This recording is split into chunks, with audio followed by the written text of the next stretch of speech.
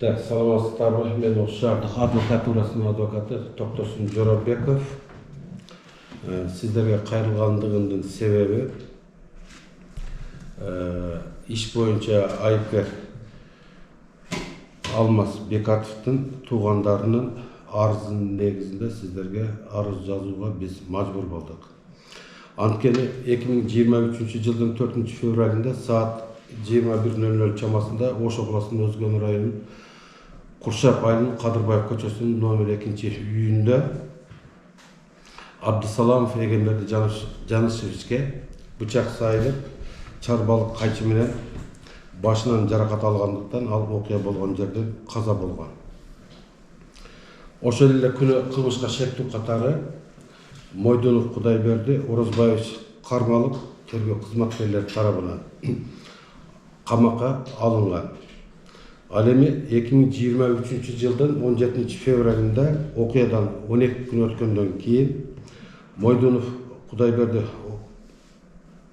Орозбаевичтин көрсөтмөлөрү, ошондой эле анын бир туугандардын көрсөтмөлөрүнүн өзгөртүүсү менен Бекатов Алмазда камакка алынган. Ал эми аталган күндөн 4 февралда 2023 жылдын июнь айына чейин тергөө жүргүзүлгөн 4 ай тактап айтканда. Мен Жоробеков Токтосун ошол тергөө амалдары бүтүп дело кылмыш иши сотко өткөндөн кийин биз туугандардын суранычы менен, келишим менен сотко катышып, сотко арыз жазып, соттон кылмыш иштин көчүрмөлөрүн алгандан кийин, иш менен таанышкандан кийин биз биринчи эле соттук отурумда сотко өтүнүч келтиргенбиз. Кылмыш иш негизсиз жана мыйзамсыз айып угузулган кылмыш боюнча Кыргыз Республикасынын жазык процессуалдык кодексинин 278-берененин 1 бөлүк 1 пунктунда кылмыш иш сотко келип түшкөндө сот ишти изилдеп, негизинен карап, эгерде негизсиз болсо, ушул мүчүлүштөрдү жою үчүн кайра тергөөгө жибериш керек эле. Сот өзүнүн дагы күнөөлөрүн азыркы күндө мына бизге жүктөп, негизсиз, мыйзамсыз соттук кароону карабай келүүдө.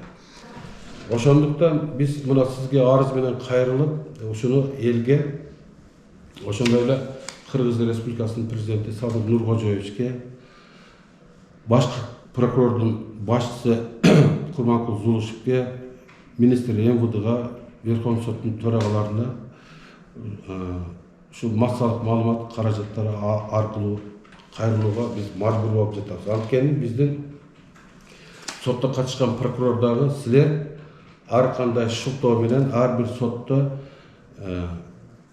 түшүнүксүз өтүнүчтөр менен кайрылып, сотту силер созуктуруп келе жатасыңар деген таризде айыпты бизге коюп, соттук териштирүү мыйзам чегинде маселе мына базардагы башаламандык, соодадайда болуп өтүп жатат да.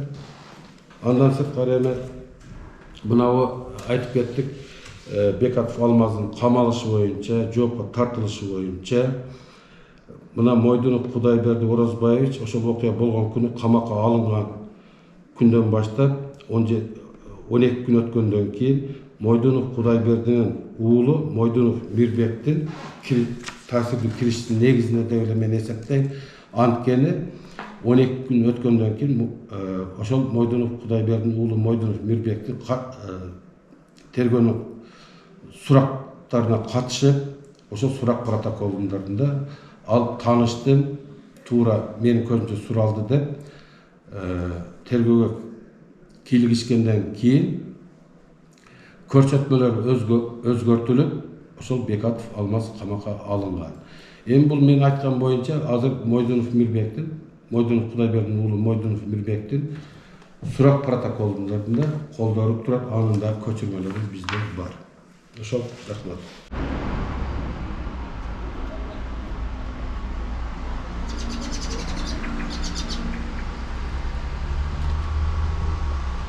2024 жылдын 27 май күнү saat 10'dan 15 мүнөттө иш күн, биринчи иш күн. сот Астаев Батырхан мына кече пятница каралган иштин токтомун бүгүн бериш керек эле. Бүгүн биз келдик. Бүгүн да даяр эмес экен. Азыр да өзүңүз кирсеңиз, кабинет приемныйсына киребиз. Буга чейин да мен сизге интервью берип кеттим. Мына шерифинде айтып койсуң. Менин фамилиям Толкунбекұлы, атым Жигит.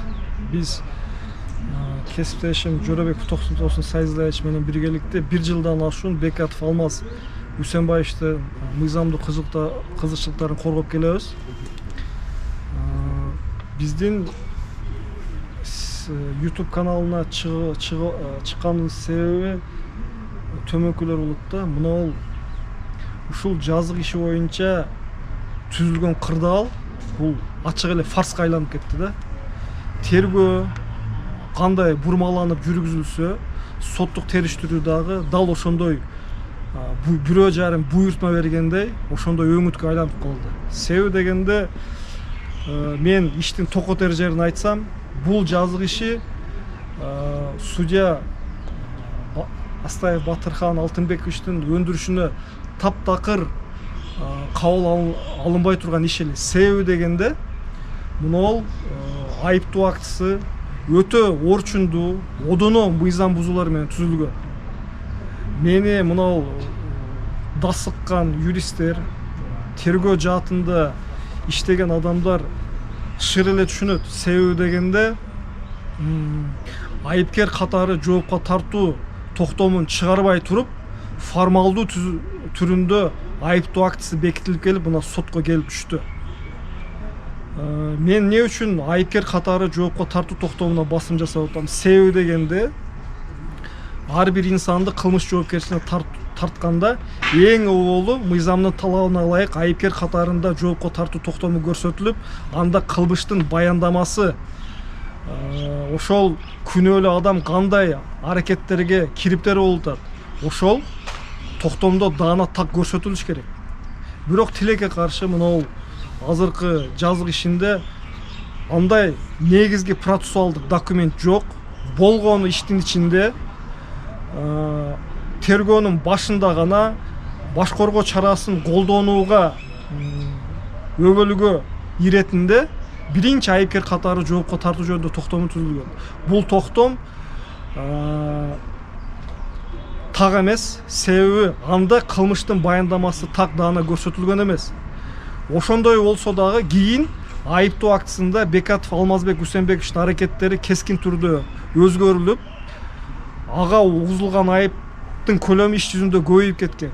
Мен себеби дегенде айыптоо актысында көрсөтүлгөн аракеттердин механизми, ыраттуулугу, алга коюлган күнөө аны айыпкер катарында жоопко тартуу токтомунда көрсөтүлгөн эмес. Муну менен мен эмнени айтмакчымын? Бекатовдун соттук коргонууга болгон фундаменталдык укугу, конституциялык укугу одоно түрдө бузулган. Ушундай мүчүлүштөрдү көрүп туруп, судья 278-берененин негизинде айыптоо актысы олуттуу мыйзам бузуу менен түзүлгөн деп туруп, ишке сот өндүрүшүн кабыл албаш керек эле. Иш боюнча мамлекеттик айыптоочу Анарбаева Гүлмира катышып атат. Мен соттук отурумда коллегам Жорабеков Токтосун Сайзылдаевич менен өтүнүш бердик. Урматтуу мамлекеттик айыптоочу, сиз мыйзамдын талабына ылайык угузулбаган айыптоону айыптоо боюнча кантип мамлекеттик айыптоону колдоп атасыз дегенде, ал ынандырарлык мындай адекваттуу жооп бере алган жок да. Ошого биз башкы Кыргыз Республикасынын башкы прокуратурасына кайрылууга муктажбыз. Азыр дагы мына Ош областык прокуратуранын Өзгөн райондук прокуратурасына барабыз. Биздин бир эле жүйөлүү сурообуз бар. Кантип мыйзамдын талабына ылайык угузулбаган айып боюнча прокуратура бүгүнкү күндө айыпты колдоп атат? Себеби бул кызматкерлер айыпкер катарында жоопко тартуу жөнүндө токтом менен айыптоо актысынын ортосунда кандай айырмачылыктар бар, булар бизден жакшы билиш керек. Экинчи вопрос, экинчи кайрылуу мына жогорку соттун аппаратына. Урматтуу жогорку соттун аппараты, азыркы иш боюнча мындайча айтканда талаштын предмети жок. Себеби айып мыйзамга ылайык угузулган эмес. Угузулбаган айып боюнча судья кандайдыр бир соттук акт кабыл алышы мүмкүнбү же мүмкүн эмеспи? же бизде Кыргыз Республикасында ушундай мезгилдер келип калды, угузулбаган айып боюнча айыптоо өкүмүн чыгарып койсо боло береби? Мына Замирбек Курамаевич байма-бай өзүнүн сөздөрүндө айтып келет, соттук реформанын экинчи баскычы келди, сот адилеттүүлүгү сандан сапатка өттү деп. Бирок биз иш жүзүндө мына Өзгөн райондук сотунда ушул нерсени көрө албай атабыз. Эгерде биздин өтүнүчтөрүбүз мыйзамдын алкагында чечилгенде, биз мынандай YouTube каналына коомдун, элдин элге кайрылууга муктаж болбойт элек. Себеби ар бир биздин мыйзамдуу келтирген өтүнүчтөрүбүз бир дагы сот отурумда чечилген жок. Ушул фарска ким жооп берет? Урматтуу бийлик өкүлдөрү. Ошого биз кайрылып атабыз. Иш боюнча конкретно мынандай отуруп кандайдыр бир суроолор болсо, биз так даана жооп берип, алардын кандай мүчүлүштөрүн көзгө сайып көрсөткөнгө даярбыз. Биз ошон үчүн мына YouTube'га элдин назарына чыгып атабыз. Азыр эгерде Токтогул Сайздаевич ушул вопрос менен өткөндө прокурордун кызматкери биздин өтүнүчкө так даана жооп бере алган жок. Балким ошол Өзгөн райондук прокуратурасы бизге, жетекчиси бизге мындай жөндүү жооп бере алаттыр. Барып көрбөйлүбү? Мыйзамдын кызыкчылыгы үчүн. Мындайча айтканда, айыпкер катарында жоопко тартуу жөнүндөгү протоколдогу сөздөр, сурактар айыпкер катарында жоопко тартуу токтомго түшкөн эмес, айыпкер катарындагы жоопко тартуу жөнүндөгү токтом менен башка материалдар дал келбей атат да. Ошол, азыр эми мына сотко да кирсек.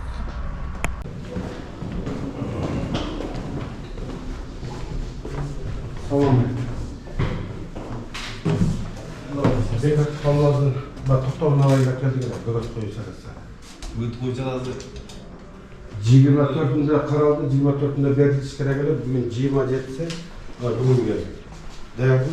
Даяр эмес да жол. Азыр видео эле алган сөйдө чыгып калды экен. Даяр. Болду эле. Судья барбы? Биз кайрылып Видео коелук. пакеттин алсыз. Судья жок а ошол. Эртең керек экен.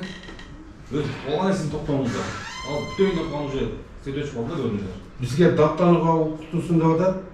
Ар бир токтомду убагында бербей атат. Бул бүгүндө жок да. 24-тө, 25-и, 26-ы, 27-си. 4 күнү менен даярдуу. Макул анда салган. Соттун өзүндө тастанем. Жок, соттун өзү айтабыз. Эми сот жок болсо кимге айтабыз? Эми силерге эскертип койдук да. Рахмат.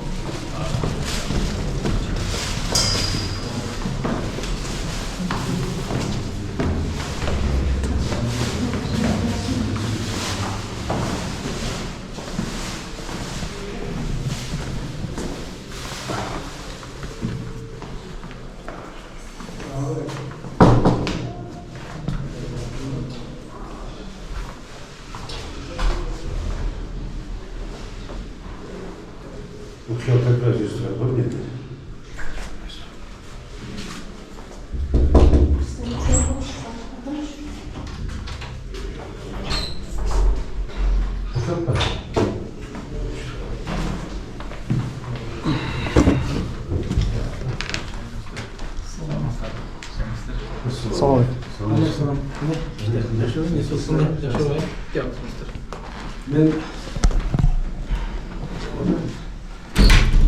urmattуу прокурор менин фамилиям Жорубек Токтосун. biz kuşaklarda okuyan içerisinde Bekat Almazlar'ın işi. Bucak toplum bölümünün içinde biz terör muğanda işte katışkan emesiz. Sotluğundan beri katışıp, hazır boşal sotluğa oturup bir yıldan beri sol doktorluk gelecek kandıktan sizge hayırlı arası olduk da sizin orun basarlarınız, yardımcılarınız sizge tuğra malumat yetkilgen tabi de oşo tuğra malumatı yetkilip koyulmayınca. Alem muna keçe 24 mayda Bekat Almaz'ın bögot koyu çarası, Bekat Almaz'ın kaçışı yok. İşte Karadere bir halkını toplamda özünüz bilgende oşo okup jariyalanan günden berişkene göre altını bergen yok. Paydelik bugünkü çakırdılar adı sot Özgen Raylı sotuna barsa Suriye iş ordunda joğuken oşonda ile sekreterine kayrılsak sekreteri toktom bugün dayar emes dedi. Antkende bizden vaqt ötüden oş oblastlık sotuna biz daptanışımız kerek eledi. Bu bir. İkincisi buna sotluk tercihlerine katışkan yardımcılarına sizge kanday malumat verildi. Oşo malumat boyunca da sizlerge keldigiler mesela açmasın ben olur. Жолдош прокурор, менин фамилиям Толкунбек уулу, атым Жигит. Толкунбек Уулу Жигит. Адвокатмын, Бекатов Алмаздынчы. Жолдош прокурор, Заурбек Арсбекович, бизде мындай бир эле токотел вопрос да. Азыр мыйзам чегинде коюлбаган айып боюнча иште сиздин кол астыңызда Анарбаева Гүлмира деген кызматкериңиз мамлекеттик айыпты колдоп атат да.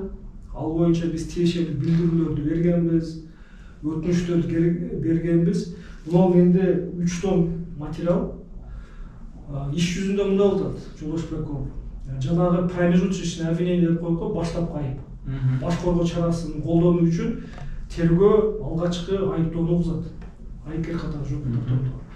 Бирок айыптоо актысында башка нерсе болуп атат. Айыпкер катары жоокко тартуу токтомунда таптакыр башка болуп атат. Мисалы үчүн могул Бекатовго айып угузулган немеде. Так. 17 февралда 2023 жылы айып угузулду. Ал жерде жазылып атат. Белгиленбеген аныкталбаган буюм менен баш сөөгүнө уруп өлтүрүшкөн депчи. Бирок айыптоо актысында андан сырткары баш сөөгүнө чөгүм менен урган, тепкен деген жүйөлөр көрсөтүлүп атат да. Бизде өзүңүз билесиз, эгерде айыпты өзгөртүүгө, толуктоого негиз келип чыкса, тергөөчү жаңыдан айыпкер катары жоокко тартуу токтомун чыгаруу милдеттүү. Бул кылмыш процессуал кодексинде бар. Мен өткөндө соттук отурумда Жөрөбеков Тотос Сайзырач менен маселенин кабыргасына коюп, мамлекеттик айыптоону колдогон Анарбаева Гүлмирага өтүнүч бердик сотто. Биз түшүнбөй атабыз. Сиз кайсыл мыйзамдын негизинде коюлбаган айып боюнча айыпты колдоп атасыз деп. Ал айтты айыптоо актысы негизинде. Бирок жолдош прокурор айыптоо актысы менен айып коюлбайт да. Мисалы үчүн өткөндө да тергөөчү келди, Ниязбеков кыял. Ага дагы ушул суроолорду бердик. Ал тергөөчүнүз айыптоо актысы менен айыпкер катарында жоокко тартуу токтоону бул эки башка процессуалдык документ катары эмнеси менен айырмаланысын билбейт да. Анын ою боюнча тиешелүү айыпкер катарында жоокко тартуу токтомун чыгарбай туруп айыптоо актысы менен айып угузса боло берет экен. Ушундай нерселерди, ушундай орчундуу мүчүлүштөр болуп атат. Эмне себептен прокуратура ошого жол берип айыптоо актысын бекитти? Биринчи вопрос. Экинчи вопрос, эмне себептен ошондой мүчүлүштөрдү биз көзүнө сайып көрсөтүп турсак дагы мамлекеттик айыптоочу прокурор ошол делону артка суратып албайт. Себеби 278-беренин 1-бөлүм 1-пунктта көрсөтүлгөн. Айыптоо актысы мыйзамдын талаптарына одоно бузулса, ал иш прокурор кайтат деген. Бул демек эмне деген? Айыпкер катарында жоокко тартылган кылмыштын баяндалмасы менен айыптоо актысында көрсөтүлгөн кылмыштын баяндамасы асман менен жердей да. Бул деген биз айыпталуучу Бекатов Алмаздын соттук коргоого болгон фундаменталдык конституциялык укуктарын бузуп атпайбызбы? эгерде прокуратура бир тараптуу болуп эле ушундай ишке кызыктар болсо, анда мыйзамдуулук каякта калат? Бизде мына ошон үчүн мына катардагы кызматкерлериңер тиешелүү түрдө мыйзамга ылайык аракет жасай албагандыктан, жүйөлүү жоопторго адекваттуу жооп бере албагандыктан биз сиздерге келген муктаж болдук да. Ушул боюнча сиз кабардарсызбы? Тем более бул катардагы кража эмес, бул айып неме болуп атпайбы? Адам өлтүрүү фактысы болду. Анан дагы мен сизге эмнени айткым келет? Эң орчундуу маселе бул жак процессуалдык жүйөлөр боюнча айтып кеттик. Экинчи маселе бул жерде иш жүзүндө эки айыпталуучу бар, Мойдунов Кудайберди, Бекатов Алмаз. Бирок айыптоо актысында бүт күнөөнү Бекатов Алмазга оодарып салышкан. Айыптоо актысында үстүртөн убийствону, адам өлтүрүү фактысын койгону менен. Ал жерде Мойдунов Кудайберди чапты өлтүрдү деген жок. Иш боюнча ушундай болуп атпайбы, жолдош прокурор? Урматтуу прокурор, мына окуя болгон жерди кароо убагында көрсөтүп атышат, тергөөчүлөрчү фото таблица түзүп атып, делого тиркеп атышат. Окуя болгон жерде мына подушканын үстүндө өлгөн, мына килем турат, мына төшөк турат деп. Бирок кандайдыр бир себептердин негизинде ошол буюм далилдер алынган эмес, ишке тиркелген эмес. Анан эшиктеги чака чөгүндө алынып атат, кандын таттары бар деп атат. Биологический экспертизадан ошол чакадан чыккан кандар Бекатовго тиешелүү болушу мүмкүн деп атат. Бирок эксперт соттук отурумга келгенде айтты, мен эч кандай элемент өткөргөн эмесмин, мен компетенттүүлүгүм жок. Анан заведующийдин айтуусу боюнча, тергөөчүнүн айтуусу боюнча ушу Бекатов болушу мүмкүн дегенде мен ошентип чыгаргам дейт. Бирок эксперттик заключение чыгарганга анын компетенттүүлүгү ошол убакта уруксаты болгон эмес да. Бул бир. Анан алынбаган буюм далилдерге килемде адамдын канын тагы бар экен, анан ал буга тиешелүү экен деп чыгарып атат. Бирок килем бүгүнкү күндө дагы алынган жок, ошол үйдө турат азыр. Алынбаган буюм далилдерге дагы заключение чыгып кетиптир да. Эми алынган буюм далил мына чака чөгүндөр, мына соттук териштирүүдө кече акыркы соттук териштирүүдө карадык. Упаковать этилген эмес, таңакталган эмес да. Бирок баягы фото таблицада көрсөтүлгөн кандын тактары жок. Бирөө тазалап жууп койгондой да. Буга ким жооп берет? Ошого сиздин баягы сотко катышкан прокурорлорго сизге маалымат жеткирип атабы, жеткирбей атабы деп. Ошондуктан биз сизге келдик. Анан баягы айыптоо корутундусун бекиткен убакта сиздин орун басарыңыз Эшманов Саркар деген зам прокуроруңуз бекиткен экен. Ошол убакта биз сураштырсак, сиз отпускада болуп, бир айлык отпускада болуп калган экенсиз. Ошол замыбыз ошол ишти териштирбей, карабай же деңгээли жеткен эмеспи, ушул иштерди бекитип сотко жиберип коюптур да. Анан сизге баягы докладдар дагы туура эмес кетип аткан сыяктуу. Анан ошо замыңыз мына помощниктериңиз аркылуу дагы мына генеральный прокуратурага ушу жалган маалыматтар кетип атабы деп ошо бүгүн сизге билдирип, жардам көрсөткөнү келдик да. Ошого бир чара колдонуп коесузбу же башкы прокуратурага берип коесузбу?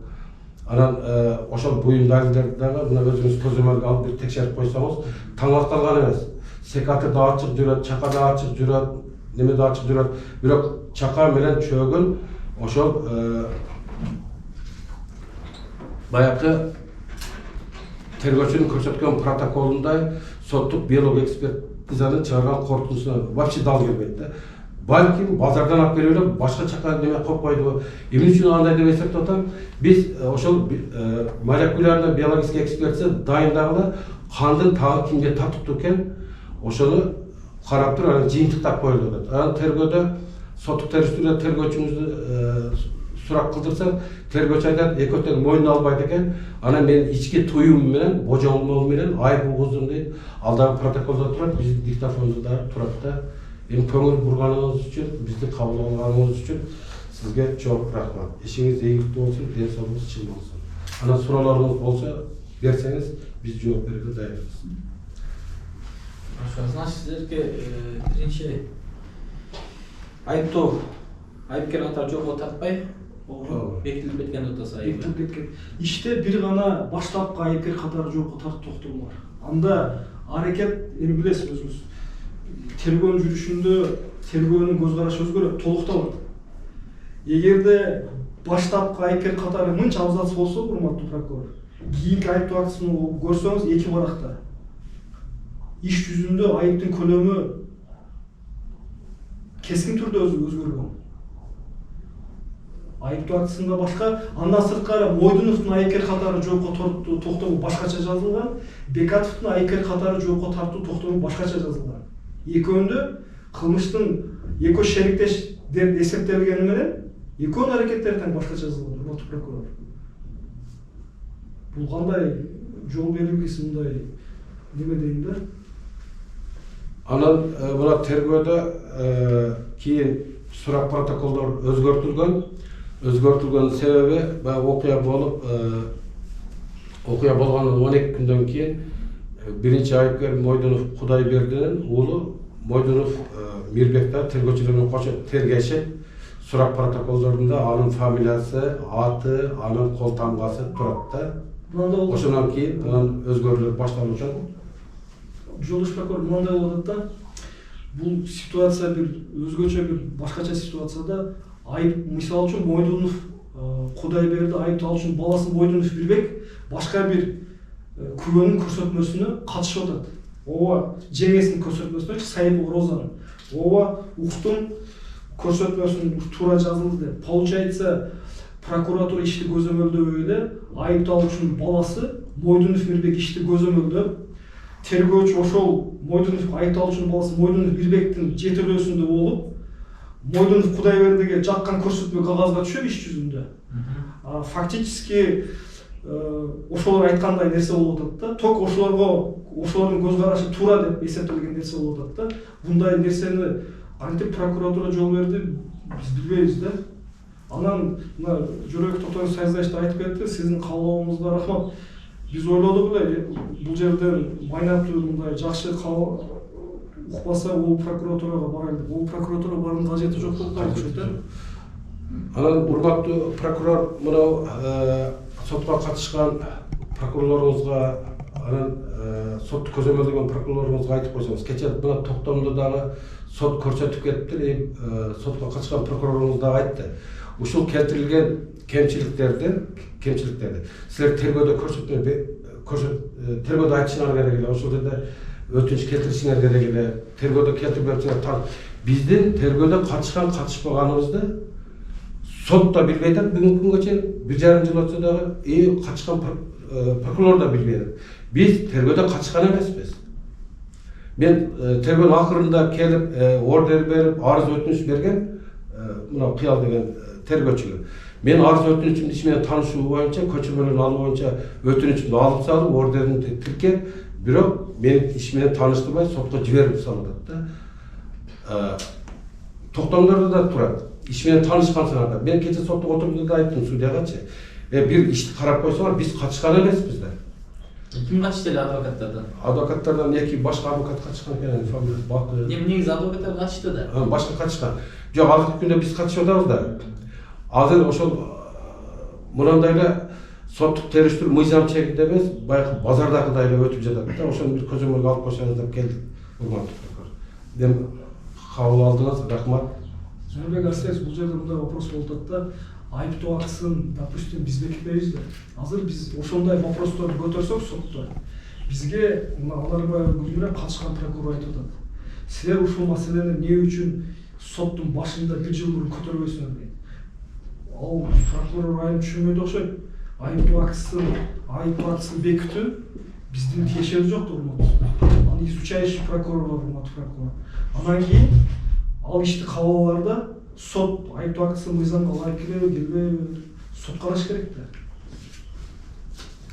Вопрос ошондой болуп атат да. Мына азыр өткөндө азыр Анарбаев Гүлмира эшикти ачты. Мен сот отурумунда суроо бердим. Хорошо, эртең журналисттер келет, ушуну коомго кантип түшүндүрөсүз дедим. Угузулбаган айып боюнча мамлекетти колдоп атканыңыз боюнча деп түшүндүрөм деди. Эгерде уруксат берсеңиз, урматтуу прокурор, чакырсак ушул суроону берсек өзүнүн сөзүн угуп койбойлу. Эми азыр иш сотто каралат, биздин өтүнүчтө эмес да азыр эми. Мындайда жигит Бокмекович да сиз тергөөдө иштегенсиз да. Тергөөчү болдуңуз беле? Кайсы службада? Мен прокуратурада Биздеби? Ошондо. Эми кылмыш ишин баягы тергөөсүн аяктап жарыялайт билесиз. Анан тааныштырат, ким менен таанышат, адвокат менен таанышабы, бир котормочу талап кылабы жана башка. Эми ал процедуранын баардыгы болгон экен. Эми тергөө үчүн баягы кайсы адвокат менен таанышат айыпкер. Ал айыпкердин өзүнүн укугу.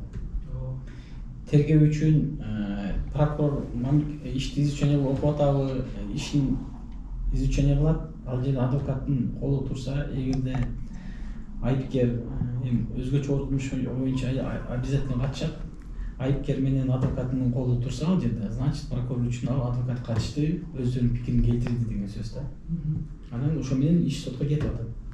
Анан сотто отурумда эми өзүңүздөрдөн өтүнүчтөр киргизип аткан экенсиз, эми ал өтүнүчтөрдү эми соттун кылмыш раз сот өндүрүшкө алгандан кийин эми сот чече турган процедуралык жагы.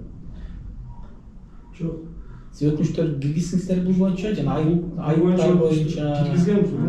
Урматтуу Зайырбек Арсызбекович, соттук өндүрүшүндө экен биз жакшына түшүнүп атабыз.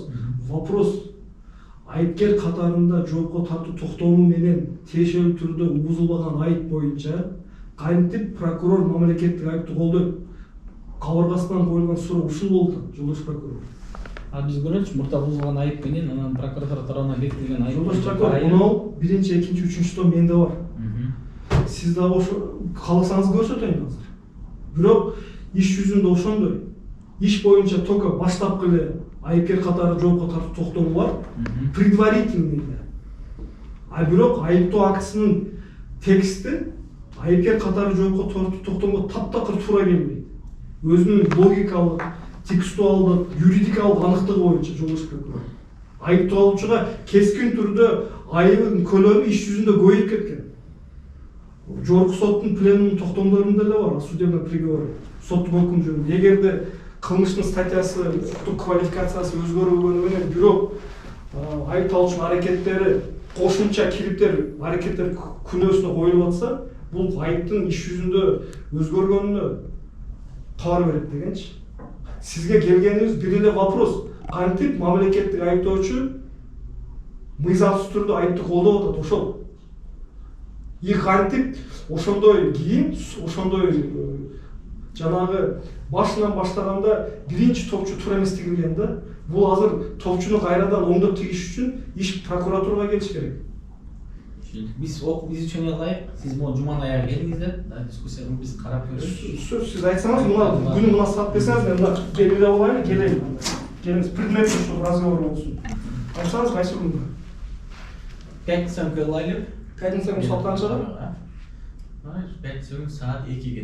Все, пятница күнү саат жума намазынан келет экен. Уктуңуз болду. Все хорошо. Карап көрөлүчү. Рахмат.